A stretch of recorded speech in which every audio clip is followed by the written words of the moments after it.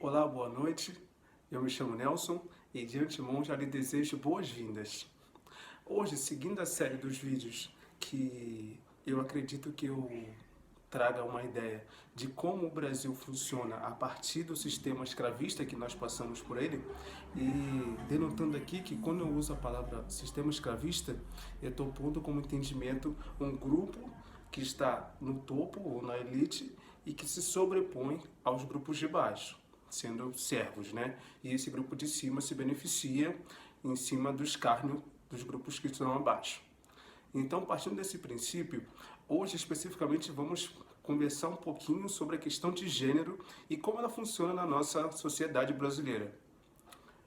Então, prosseguindo esse assunto específico, nós não podemos esquecer de um conceito que é social, que foi cunhado por alguns homens que estão nessa elite que eu tinha dito há pouco tempo atrás e que se chama machismo. O que é o machismo? O machismo nada mais é que um grupo seleto de homens, que eu não vou especificar agora, vou especificar no próximo vídeo, mas um grupo seleto de homens que acreditam que esse privilégio que eles têm deve ser perpetuado não só para a vivência deles, mas como de seus familiares também. Só que você talvez pergunte, Nelson, o que isso influencia? Bem, isso empobrece a nossa vivência enquanto sociedade porque justamente como você acredita que você está no topo e que você tem que perpetuar o que é de bom para o seu grupo ou sua comunidade, você, de certa forma, vai tirando o direito de outras pessoas que não fazem parte desse grupo seleto, digamos assim. Então, nesse caso, eu trouxe um dado aqui bem interessante do Conselho Federal de Medicina. Talvez você se pergunte, Nelson, mas por que você pegou os dados de medicina? Porque eu não sei vocês, mas eu percebo a medicina no Brasil como uma profissão que traz status, que demanda poder. Pelo menos eu entendo dessa forma. Se vocês não entenderem, por favor, deixem nos comentários e se concordar também, pode deixar nos comentários, fique à vontade. Então, partindo desse princípio de medicina, a gente vai até compreender que a questão de profissão ela veio juntamente com uma ideia europeia, né, que veio de fora para o Brasil, para segregar entre as pessoas que tinham o saber, por exemplo, os indígenas tinham o saber das plantas, né, para curar algumas coisas, algumas intempéries do nosso corpo, veio o europeu de fora e disse assim, ó, agora a gente trouxe a medicina e nós somos os mandatários do que é bom ou não. Então, partindo desse princípio, eu trouxe dois dados bem interessantes. O primeiro é falando sobre a área da ginecologia e obstetrícia. E no outro lado, eu vou usar os dados da urologia, de acordo com esse artigo que eu coloquei. Vou até deixar o link embaixo também para vocês conferirem.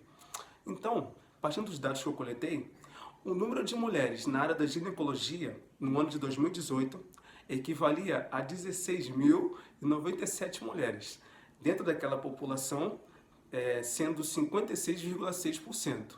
Logo, os homens, nessa mesma função de ser médico, ginecologista e obstetra, compunham 12.319, sendo isso 43,4% dessa população de 100%, né? E agora a gente olhando para a questão da urologia, a gente percebe um movimento interessante. Por exemplo, o número de homens na urologia era nada mais nada menos que 4.819, compondo 97,8%, e as mulheres 108, compondo 2,2%. Isso pode parecer uns dados assim bem desconexos, né, e sem nenhum fundamento, mas retornando ao que eu disse, o que a medicina no Brasil representa, você percebe que existe o quê? Uma relação de poder. Se há uma relação de poder, onde que fica o homem e onde que fica a mulher nisso? O homem, por todo o seu conhecimento, né, entre aspas, e todo esse envolvimento com o machismo, ele acredita que ele é dotado não só da saúde do próprio homem, mas da saúde da mulher. Em contrapartida, ele não permite que a mulher seja urologista, para que ela tenha essa possibilidade de denotar ser doença ou não no homem. Ou seja, além de o homem ocupar esse espaço que é feminino, que no caso que é ginecologia e obstetrícia, desculpa, ele ainda assim não permite que a mulher consiga compor o campo da urologia. Na verdade, não que ele não permita, mas ele deixa isso muito bem seleto, Ou seja, se você estiver nesse crivo, você passa. Se você não tiver, você não passa, entende?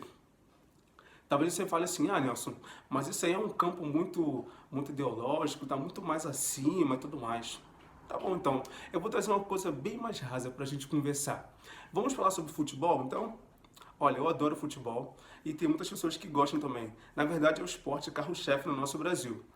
E com isso a gente pode perceber algumas nuances. Por exemplo, vocês sabem quem é a Marta, né? A maioria das pessoas sabem quem é a Marta. Só que o curioso disso, agora na seleção brasileira especificamente, temos uma treinadora que é europeia, se eu não me engano é holandesa, ela treina a seleção brasileira. Mas antes disso, nós tínhamos homens treinando a seleção das mulheres. E isso não só no futebol, isso no vôlei e no basquete também. Só que aí eu deixo a pergunta para você.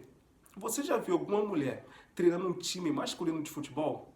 Você já viu alguma mulher sendo bandeirinha, sendo juíza? Você já viu alguma mulher treinando um time de vôlei feminino, de basquete feminino? Se não, o que você acredita que influencia nisso? Eu, particularmente, percebo justamente nessa luta de entender que o homem é o dotado de toda a sabedoria e todo o poder e que pode justamente compor profissões que necessariamente ele não precisaria estar lá. Porque se a gente tem a Marta, que é 6 vezes campeã do mundo na bola de ouro no futebol feminino, será que não existe nenhuma treinadora tão boa quanto a Marta jogando? Será que de fato necessitamos colocar homens numa equipe feminina que tem várias implicações femininas como menstruação, como um sentimental mesmo, uma construção sentimental muito diferente do homem que talvez o homem não possa compor naquele momento. Então será que é adequado mesmo a gente colocar um homem nesse quesito, nesse campo especificamente? E por que eu trago isso para vocês? Porque isso também influencia na própria psicologia. Por exemplo, se a gente for citar um dos filósofos, né? E na verdade ele era médico, mas ele contribui muito à psicologia, que a maioria das pessoas já ouviu falar, que é o Sigmund Freud. Bem, Sigmund Freud contribuiu bastante à psicologia e ela hoje é o que é. No entanto, eu trago uma coisa bem interessante. Freud teve uma filha também. E essa filha seguiu seus passos estudando a própria psicanálise. Só que quando você lembra da filha do Freud, né, você fala, ah, Ana Freud, mas você não questiona a teoria que ela trouxe, e sim questiona, bem, ela é filha do Freud? Ou seja, você percebe que há uma ramificação, há um silenciamento da mulher com a ideia de que, ela é um homem, ela só existe porque ela está atrelada a esse nome do homem. E isso empobrece muito as nossas relações. Até porque, por exemplo, hoje eu tive a possibilidade de ler autoras como Lélia Gonzalez, Maria Aparecida da Silva Bento, e isso enriqueceu muito a minha prática na psicologia. Mas será que esse silenciamento dessas literaturas, na própria academia mesmo, não é uma possibilidade de perpetuar um pensamento machista? E aí, nesse embate, a gente tem contrapondo o movimento feminista, que muitas das pessoas acabam desvirtuando o que é o movimento feminista. Conversando com umas amigas minhas, ademais, né, eu agradeço muito a minha amada noiva, muito obrigado, minha amiga Aline, do Instituto Aframparo, e minha amiga Beatriz também, que acabaram me instruindo sobre algumas coisas para dizer. A ideia principal que eu coletei, né, é que, na verdade, existe o movimento feminista, ele vem com o objetivo de equidade. Porque quando a gente fala igualdade, a gente está especificando justamente o feminismo branco. Porque se a gente for pensar que as mulheres são dotadas de poder votar, né? São liberadas por seus maridos, que antigamente era assim, as mulheres tinham que ter permissão do seu marido para fazer algumas coisas. Então, partindo disso, que a mulher começou a votar, ser livre, a partir de 1930, em 1930, minha avó ainda estava viva. Hoje ela é falecida, mas ela ainda estava viva. Nessa época, para que a mulher branca tivesse reivindicando seus direitos, a minha avó tinha que estar trabalhando. Minha avó tinha que estar limpando a casa dela ou fazendo comida quando ela voltasse. E, consequentemente, minha mãe também. Então, quando a gente fala de feminismo, tem as suas categorizações dentro do próprio movimento. Então, a gente tratando disso, o movimento branco, acredita que vem com essa ideia de igualdade e o movimento negro vem como equidade.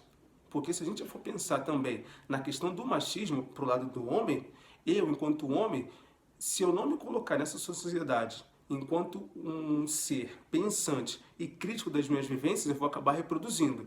Mas eu não sou vítima dessa reprodução, pelo contrário. Aí eu vou estar assumindo o meu lugar de passividade. Justamente porque, se eu quero me inserir nessa sociedade e eu quero que ela me veja como indivíduo, então eu tenho que começar a criticar os meus atos, correto? O que você acha? Então, essa ideia de machismo no nosso mundo, ela infelizmente interfere até nas nossas relações mais básicas, que é com as pessoas que a gente está mais em volta. Porque, por exemplo, se você é um homem, se você acredita que você está acima de alguém devido à sua classe social, ou sua cor, ou ao seu cabedal intelectual, né, o que você leu, isso vai interferir muito na sua vivência com outra pessoa, porque você vai olhá-la como inferior. E da mesma forma, a mulher também, se ela se enxergar nessa posição de inferioridade, isso vai interferir bastante. E se também se enxergar nessa visão de superioridade, obviamente que vai interferir. Então a pergunta que eu trago hoje para a gente finalizar esse belo vídeo é: nessa relação, quem és tu? Você é o que se vê como altivo? Ou você é o que se vê como inferior? Ou você se vê crítico disso? Se você vê uma situação, por exemplo, que você perceba que existe uma relação de machismo e você, de certa forma, se ausenta disso. O que te aconteceu, o que você sentiu ao ponto de não esboçar uma reação contrária àquele ato que estava acontecendo? Exemplo disso, homens que ejaculam em mulheres no ônibus. Se você já viu uma cena parecida, ou se você viu na televisão ou na internet, como você se sentiu? Agora eu estou te chamando para o diálogo. Se você quiser, por favor, fique à vontade, pode comentar. E eu gostaria muito que a gente tivesse uma conversa, né? Até para a gente enriquecer mais esse papo, beleza? Então, eu vou ficando por aqui. Muitíssimo obrigado e boa noite.